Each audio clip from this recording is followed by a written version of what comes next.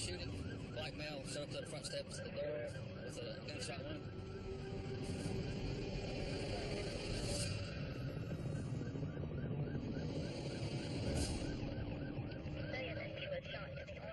He just showed up at these people's doors. Said they're not letting the guy in. He's out on the front porch, bleeding, so they're about ready to pass out.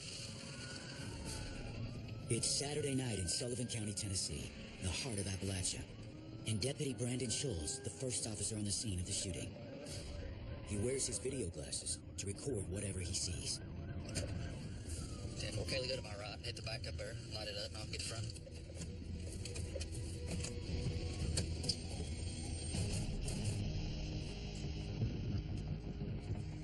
Let me see your hand. What's your name? Who? Lee, who? Where'd you get shot at, bro? Across the street. 121. Is the guy still there? Nah, they left. He left. Where'd you shot at? In my arm. In your arm, right there, right? Right there, he said. Absolutely. Go ahead and send EMS in here, Corey. Who's the guy that shot you? Greg Slimp. 10-4, that's Greg Slimp, bad guy. What's he driving? He's driving a big-ass truck. What color? Red. While officers wait for paramedics, Deputy Kaylee Powers desperately tries to stabilize the gunshot wound. What was it over, dope? No. Girl? He's going to goddamn... Where's he live? Dale Street. He lives across the street, but he's going towards Dale Street. Headquarters, if you have Kingsport, Bolo, Dale Street area, because that's supposedly where he's supposed to be going. Did you just get shot once? Are you sure? Yeah. I got no shotgun. With a shotgun? What you got? Shotgun wound. What was doing it? You know this individual? Yeah. Who is he to you? Well, dude, he's my boyfriend. Come here, you need to talk to me, please. Oh, my God. How you get over here? I walked. And he left. Yeah, he left. He left you here. Come here, talk to me. Because you sitting arguing with him ain't gonna help nothing. I'm sitting outside on the back porch smoking a cigarette on the bench because that's what it's there for. And next thing I hear is 2 gunshots. But he did it and he left. You need to say he, Greg Slim. Gregory Slim. Is that Greg Slim's house? That's his father's house. What are you there for? What's the football game? Was there an argument or anything took place? No, there has to be a reason. No, it's not. He's unstable. I don't know why he fired it. Did he leave with a shotgun? Did he leave? Yeah, he left with a shotgun. He sawed off 12 gauge. There's blood in the house. There's blood in the house. We're gonna go there. We got the detectives coming. Hey, listen. What's your last name? What is your last name? Let me get your name and your birthday and a phone number to get a hold of you. Your old lady's not giving us that much information other than you came outside screaming that he shot you and he shot at you again, start laughing. There's no argument. He didn't say after you pull out a gun or anything like that? Nobody accused anything, anybody? After I kind of accused him, you know what I'm saying? What were you accusing him of? I just said my old lady, you know what I'm saying? You were accusing him of your old lady? I might accuse them of it a little bit. They might start talking too damn much. I might have said something. Okay, that's what I need to know. He accused his buddy of giving his wife or his girlfriend too much eye. So I guess friend snapped, got a shotgun, shot him once in the arm. He took off running out the door, shot him again. The bad guy left in a truck. We got units out trying to find the truck now. He got in trouble a couple nights ago. With us or who? With him and his old lady. She's in the hospital now. Okay. All right, take care, brother. Do we have any kind of report, domestic or any kind of reports the past couple of days on this road? On the 8th, we had a call from a female with an injury. We also sent an officer out because the hospital advised that her injuries did not compare with a fall. 321, that's where you're going. And this is the suspect. This isn't the shooting suspect's first run-in with the law this week. He was allegedly involved in another incident just a couple days before. The subject that was supposedly had assaulted the female. Then we sent an officer out. As far as I can tell, there's no report been done. So you want to go? Front seat. The victim's transported to the hospital, and we've got units up there where the shooting happened. We're going to secure it and wait till detectives get here to see what we got to follow up with. But that's what we're at now. Life in Appalachia is like the Blue Ridge Mountains, rugged yet beautiful. The decline of mining and manufacturing has contributed to poverty and crime rates in the area. But the view can make many hardships bearable. The Blue Ridge Mountains cut through the heart of America's southeast.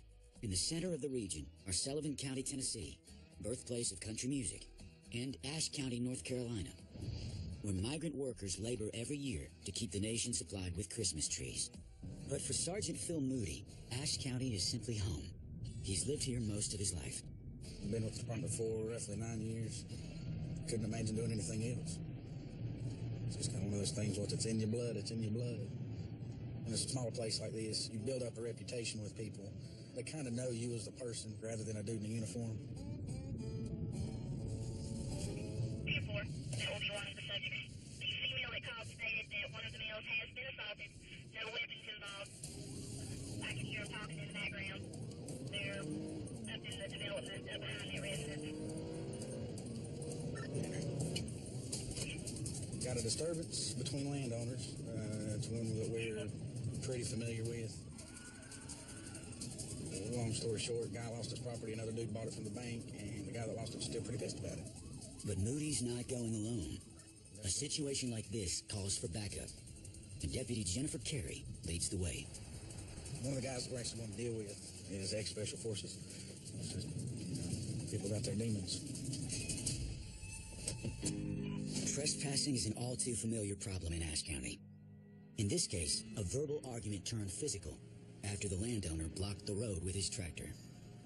Nobody can go through my piece of land. It's a private piece of land. He has no right of way, nothing. You don't have no right of way there. I got a right of way. I own the land. This right here, guys, I mean, this is ridiculous. What you could have done, Dallas, is if you know that he's been up on your property trespassing, instead of blocking the road, you could have just let him go and said, well, he's been up on my property trespassing. And you could have went and done a warrant on him instead of confronting him out here and getting into a fight like this. That's why I'm here now. The property I could give to you about. You keep making this real personal, and now you've become dangerous. I mean, as far as the assaults go, I mean, it's obvious that some punches were thrown. I mean, you've got blood on your cheek. I mean, he's got a scratched up nose. He felt like he was defending himself. Whether he was or not, I wasn't here to see it. If there's proof beyond a shadow of a doubt that there's trespassing, take it to a magistrate and take a warrant on it. Okay, that's what I'll do. I can't do anything about that. Right now, let's get the tractor out of the way, let's get the Jeep out of the way, and let them go on by. I'm sure they've got stuff that they need to tend to. Problem solved. For now. I would say that being in Appalachia, there is a certain manner of doing things or handling things differently here than it would be most other places. The people here are just as rough as the mountains themselves. I hate to see you guys can't get along. I mean, it's just dirt, and I hate to see you boys come to fists about it. I mean, that's a big deal. He just doesn't understand the difference between a right-of-way and access. They were pretty much just arguing back and forth, which is not uncommon for these two. I've tried explaining it to them before. It's just dirt. You can't take it with you. Just let it go.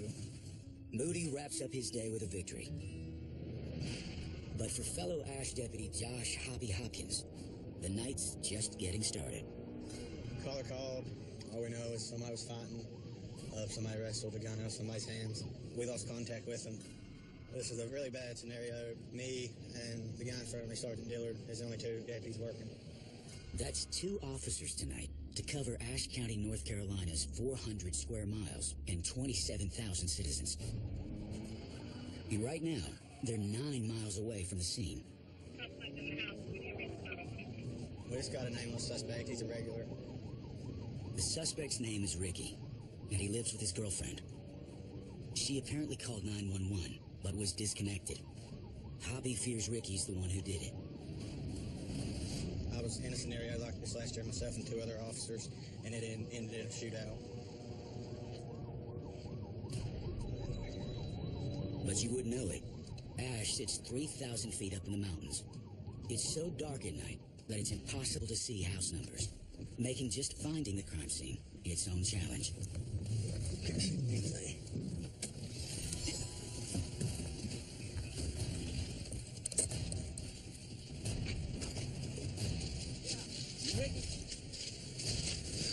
Let me see your hands.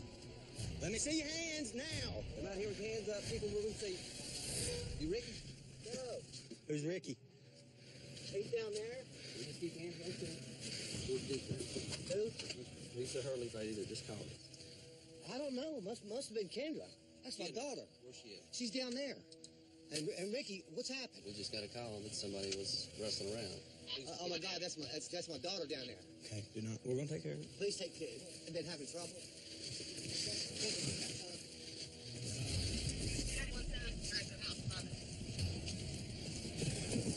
Okay, that was the father. He just told us to be very careful. His daughter's down there, and he has lots of guns.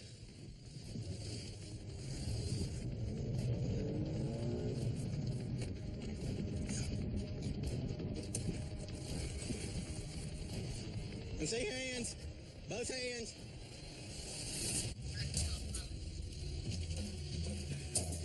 Okay, that was the father. He just told us to be very careful. His daughter's down there, and he has lots of guns.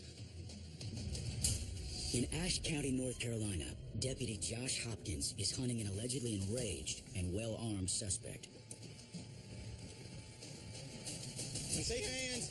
Both hands.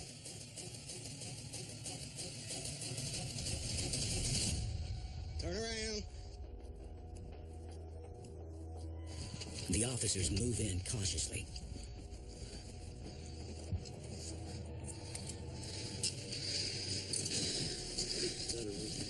I don't know where it's at.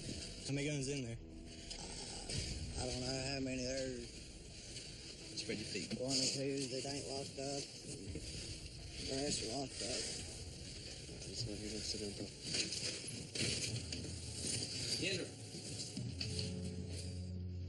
They find the female complainant shaken but unharmed. We went to the spot and he had a gun and I tried calling 911. I was trying to hold him away from the phone, trying to get the gun out of his hand, and I couldn't talk to him because my phone died. So when you grabbed the gun, what was your intention? I just didn't say I'm living anymore. You wanted to use it to hurt yourself? Is that what you're saying? Yeah. What had actually happened is he's upset that his girlfriend is talking to another guy, so he grabbed a gun several times a day. He said he wanted to kill himself. This time, she grabbed it, and they got in a big fight. So we're going to go get him some help. Now the officer's top priority is protecting Ricky from himself. You're probably going to have to take you to the hospital, talk to the ER doctor, talk to New River Mental Health, see what's going on with you. If you were just shooting off the mouth, I'll bring you back home, but if not, we'll get you some help. That's where we stand right now, okay? Okay? Yeah. Sound reasonable? Yeah. If you need some help, we'll get you some help right now.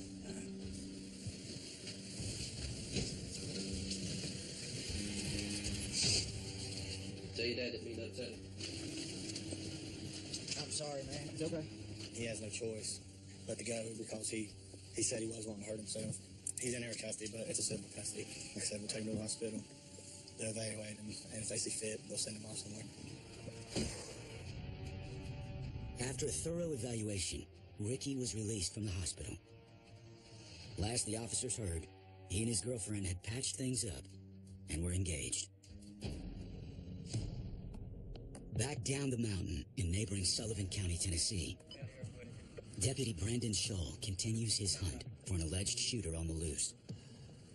The victim claims he was hit with a shotgun blast. Detectives Porter and Raymond arrive on scene to see if the evidence supports his story. We think this is where our victim got shot because his blood's right here and it angles right in behind you. And he had his back to Mr. Slimp when he shot him. He got in the back of his arm. The victim of the shooting's girlfriend was sitting on that bench.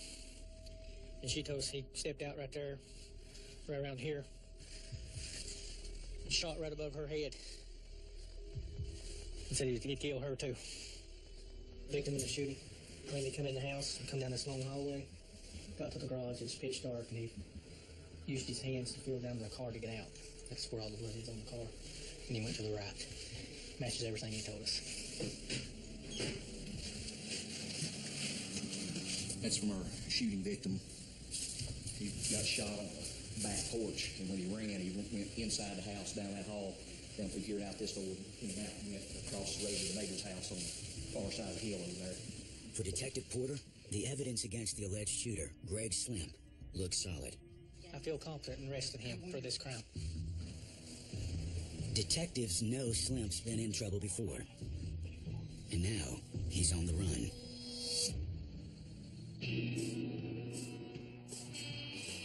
The next morning, deputies are on the lookout for Slimp all over Sullivan County, including Deputy Sam Matney.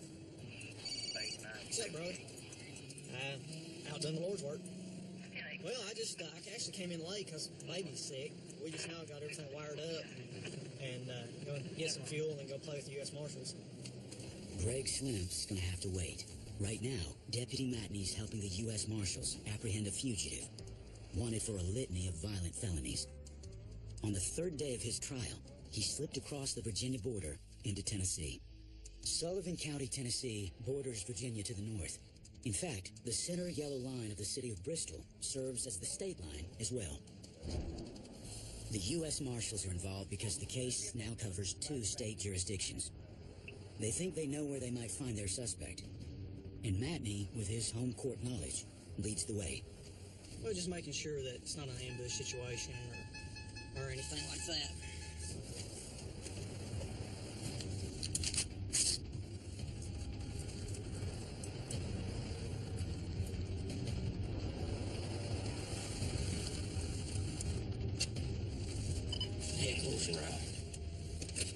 Headquarters now, unit. Other than 363, 483, good too. Which one? Okay. Next to back. They think they've got their man cornered.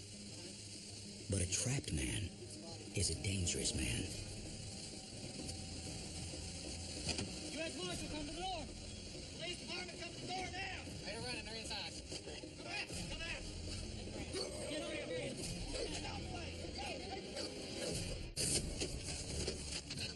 Sullivan County Deputy Sam Matney and a team of U.S. Marshals believe they've trapped their fugitive. But they're not sure exactly where he's hiding or if he's armed.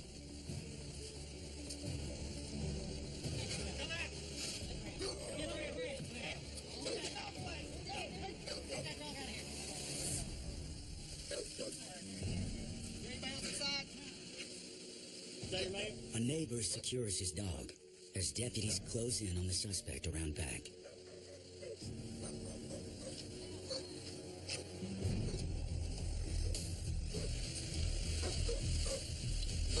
Yeah, I'll trust it. Put in the line if you want to. You don't have anything else on you? No, I had a wallet. Okay. But it's probably laying Okay. Well, that's fine. That's fine. You don't have nothing else in your boxers or anything? All right, man. Just have a seat back in the car, and I'm going to seatbelt you in, okay? You're going to go to the Sullivan County Jail. 483. 483. Are you hot, cold, comfortable? Okay. Well, let me know if you are. This man's wanted in neighboring Virginia for sodomy, rape, burglary, and breaking and entering with the intent to commit rape. Now, he has failure to appear in court added to the list. All right. What name do you go by, sir? Gus. Gus. You can come on out, bud. Are you to y'all? The only thing that we're holding you for is just to go back to Virginia.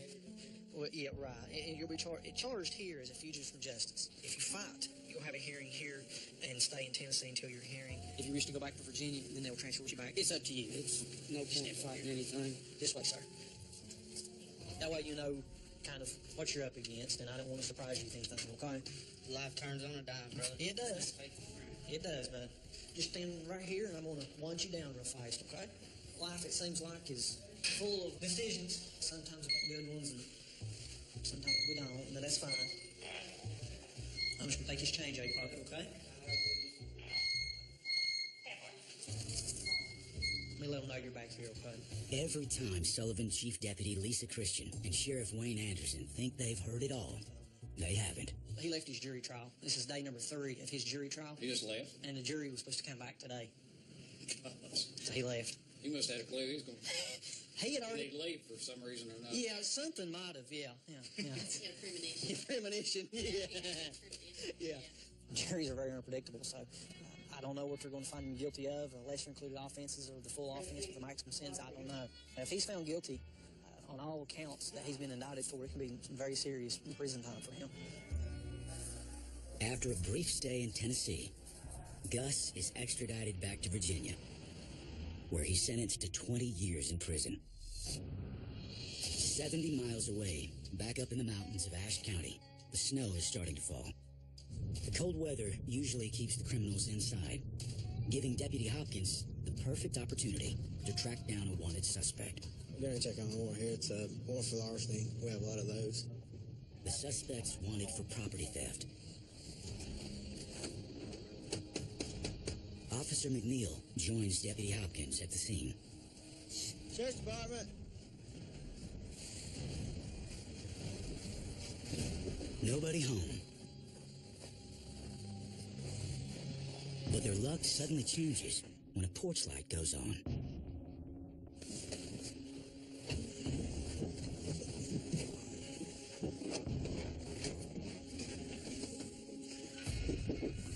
Sheriff's Department.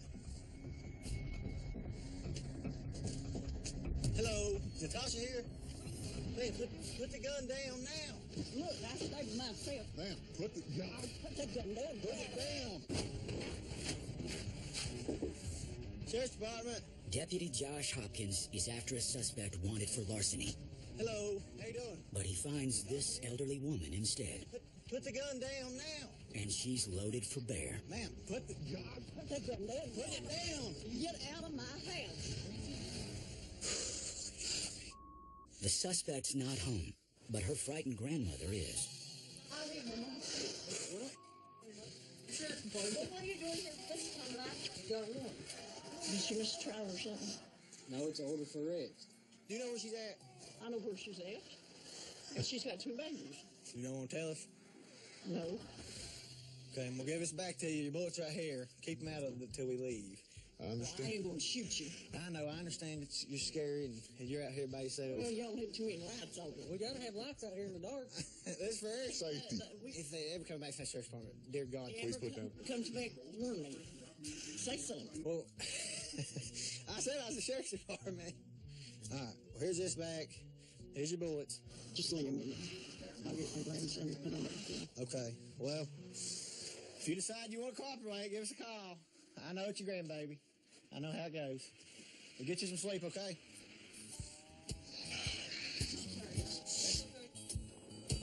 That lady was probably in her 80s, come to the door with a gun, which a lot of people do around here. That was a very, very dangerous situation for me and Mr. McNeil. That was very dangerous. That could have went way different. While their search for a wanted suspect is put on hold, over in Sullivan County, deputies are on the verge of closing a major manhunt. They've apprehended their prime suspect in the shotgun shooting that occurred a couple nights ago. What's your last name? Slim. Slim? Yes. Greg Slimp is well known in these parts. He comes from a well-to-do family. It's a $15,000 watch. How much? Your bracelet. $15,000. I ain't never seen a $15,000 watch. That's definitely one, so. Gotcha. $15,000 what? Have a seat. Understand. Why are you here tonight? You tell me. I want to know why you're here, because I don't have a clue. I'm here because of a friend of mine came up there to collect a debt off of me for pot.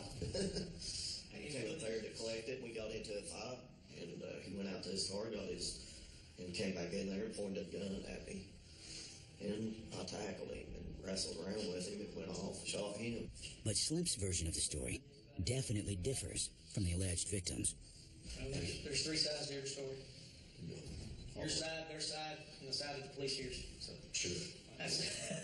But there's more to Slim's story than just the alleged shooting. You still married? No, I'm divorced, but I see her, and she's doing all right. Where's she at tonight? She is in Holston Valley Hospital. She's okay. Well, she's all right after she took a tumble for about 20 feet. Is an accident down into a hole and landed on the block and broke her leg. So, but she'll be all right. That's what happened. I told the truth. I've never lied to any of you guys, and I told the truth this time too. And but Slim doesn't know detectives are already at the hospital getting his ex-wife's side of the story. And her version's a bit different. So this past Thursday night, I hear Gregory calling me from the bathroom. I walk into the bathroom and I'm immediately blindsided by the impact of the toilet bowl lid coming crash down on top of my head. He ripped off the toilet seat and smashed it across the top of my head. Well, this was not enough for him. He retrieved an old ski pole and started poking at me with it. I tried to take the ski pole from him, but my hands were too bloody. And then he grabbed a pair of scissors and sliced me across the arm. Well, then he tells me to take off all my clothes. But I dutifully peeled my bloodied white sleeveless shirt off of my head. And he's standing above me. He says, "Get up." He said, "We're going to go take a walk." And so he leads me downstairs, and he opens up the door to the old cellar. He grabbed me by the arm here and hurled me down about 10 feet into this empty old wine cellar. He said, "I guess I'll see you in hell because you're not coming out of here alive." And I remember feeling with my bloodied fingers up the walls, looking for any way that I could possibly get up to the door. But as I stood up, I realized that I had no ankle beneath me. My ankle had been totally severed right about here, and the leg bone was sticking straight out.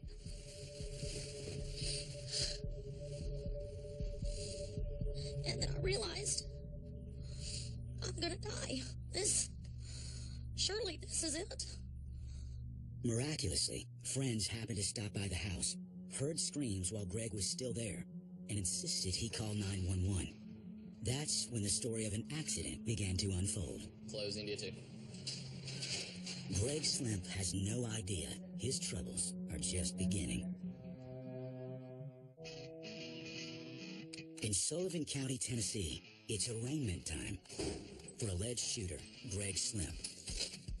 Gentlemen, got Kingsport arraignments. Go ahead and button up. Let's go on out. Just head down towards Captain Bullis here. Thanks to modern technology, he doesn't even need to go to court. Morning, Your Honor. Good morning. Your Honor, I got Gregory Slimp. All right. You're Gregory Slimp? Yes, sir. Mr. Slimp, you're charged with criminal attempt to commit second-degree murder. You're also charged with aggravated assault. Your bond is set at $75,000, which would be somewhere around $7,500 if you was a bondsman. Will you be able to make that bond? I will make bond. All right. So you want me to set it in March? Yes. All right. Thank you. Just have your seat over there. And As soon as I make bond, I'll be gone. March. As soon as I get that could happen today. I hope it happens today, so I can get out, because I've got to beat this. I can't be charged or convicted of this because it didn't happen like that. There's evidence out there.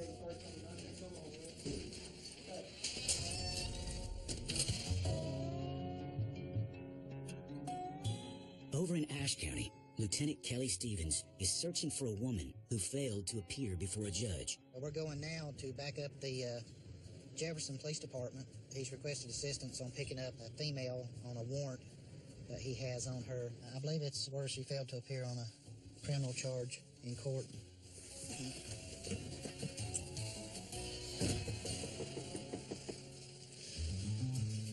She's in there. She's sitting on the couch. Here she comes. Get ready to look through the peephole. Hey, Cheryl. Yeah. You're going to show up for court today. I'm sorry. Okay, you need to take anything with you? My buddies. Okay, you take care of that. Is this your liquor? It's not mine, it's his. That's a lot of liquor. Cigarette love. There's some rabbits in here. There's 15 of them in here. Okay, give Bobby a cigarette there. Come, you see my bunnies? Where are you? Yeah. Look, the human baby game back there. There's some babies in there. There's Sweetie. Bob, here's you. Let us see the babies. He can just get in there for the There's one named Jefferson over in that cage over there, the red cage. You ready to go? I'm good, yeah. You don't have nothing in your pockets or anything? I don't have no pockets. Okay. Just put them down. I've been law enforcement all my life, too. Yeah. I know better than this court. I did. Yeah, if you miss court, there's a warrant for your arrest. You promised to take care of my baby, didn't You will. You'll take care of your rabbit. God, don't let me hurt my baby. It's sad. People get addicted to alcohol, and it's sort of like a downward spiral. County will be also at the county jail. Sheriff, follow this officer here, okay? Yeah.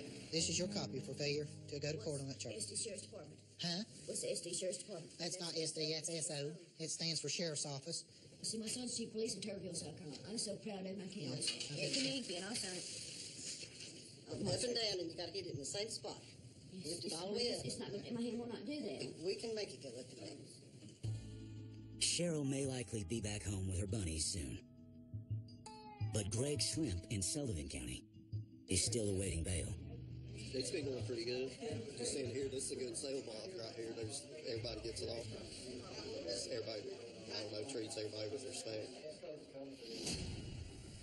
Meanwhile, detectives head back to his house again. But this time, they're not looking for evidence supporting the story of a shooting.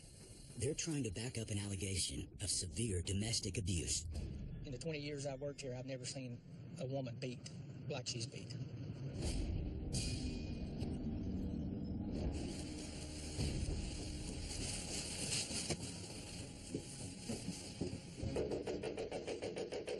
Sheriff's office, we got a search warrant.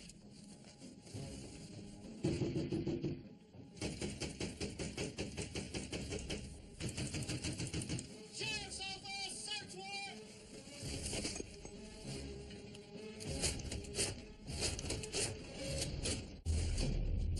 What began as a shooting over a $150 debt has now evolved into possible felony charges against Greg Slimp. Sullivan County detectives Porter and Raymond are searching for evidence to back up the story of victim number 2, Slimp's severely injured ex-wife. Open it there. Search warrant!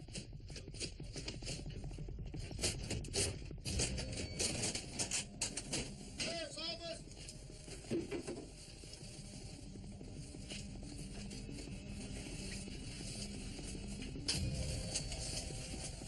Sheriff's office, anybody home?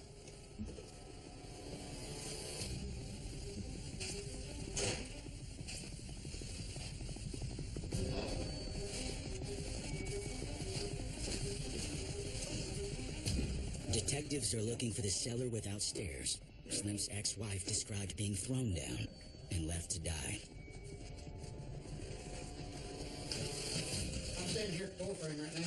We got that bottle of water. We got your water, and here's your swabs, and here's my face. But I don't have the swabs here. She advised she was drugged through the house, and he threw her down here. And that's how she broke her leg. We think this is the victim's blood, where she was down here and she put these up here. This ladder here, according to her, was not here. And she was trying to climb up, and she had when I say a broke leg, her bone was sticking plumb out her leg. And she tried to climb up, but she wasn't tall enough to get up. She told me that she put her hands all over the wall trying to climb the wall, and you can see where her blood's on the wall right there, where she tried to get up and get out. And we'll get one off of that, too. Her story's adding up to me. Okay, put that back down here. I feel like I'm trapped. When we get out of here, we're going to go upstairs. She claimed that he jerked the toilet lid off and was beating her in the head with it. Porter said his on the bar down there, but he's going to take his. We're seeing everything that she told us about the toilet seat. It's missing from the toilet. Yep, and that's probably our pole that we're looking for. We didn't find the ski pole, but he's had plenty of time to get rid of all that. I got you. All right, we're going all the way down to the very bottom. We're marking them spent to close. They've been washed.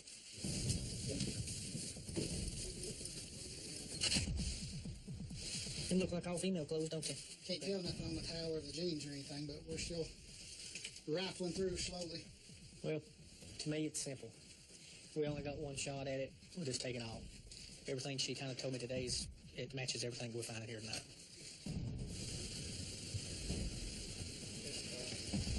It's like a heavy, wet clothes.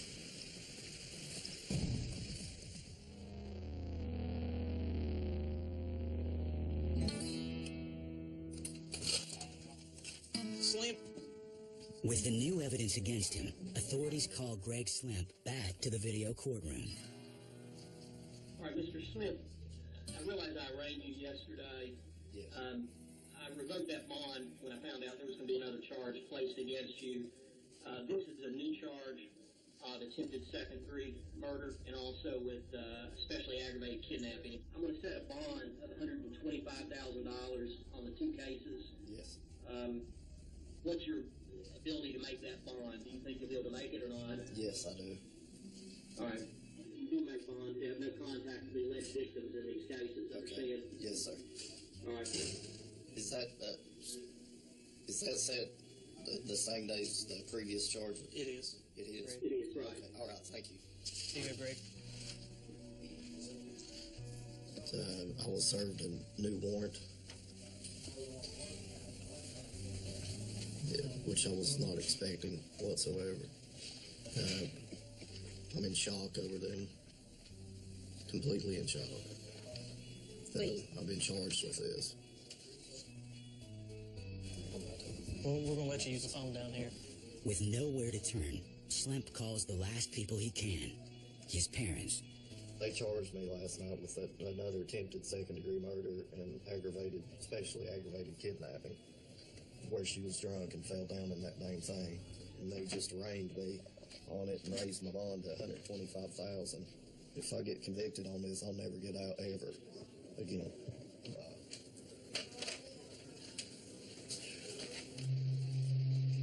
Close cell 3. Greg Slimp is still awaiting bail and a possible trial.